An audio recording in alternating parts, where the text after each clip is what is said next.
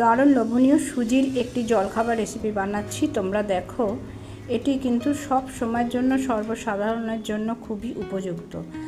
1 cup সুজি নিয়েছি, নিয়ে সেটা আমি মিক্সিতে একটু বেশি মিহি করে নিচ্ছি।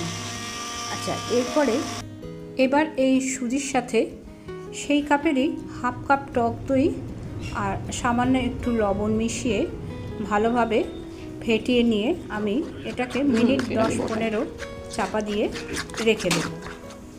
মিনিট 10-15 বাদে এটাতে আমি অল্প একটুখানি বেকিং পাউডার মিশিয়ে সেটাকে আরও ভালোভাবে ফেটিয়ে নিয়ে একটা ফ্লপি করে নিলাম। এবারে একটা ননস্টিক প্যানে আমি তেল ব্রাশ করে, সাদা তেল ব্রাশ করেছি, করে এক হাতা করে আমি সেই ব্যাটারটা দিয়ে দিলাম।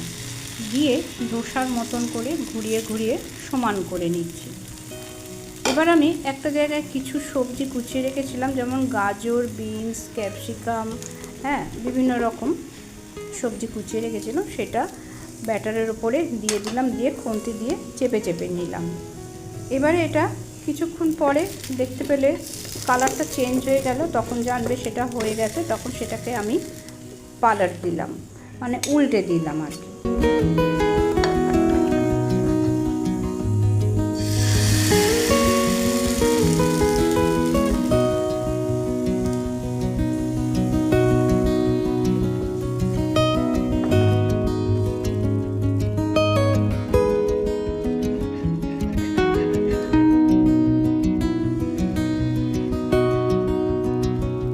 এটা যে কোনো সময় খাওয়া যায়, জলখাবারে, সকালবেলা কি সন্ধেবেলা, কিংবা রাতে ডিনারে, কিংবা উপোস করলে, কিংবা বয়স্কদের।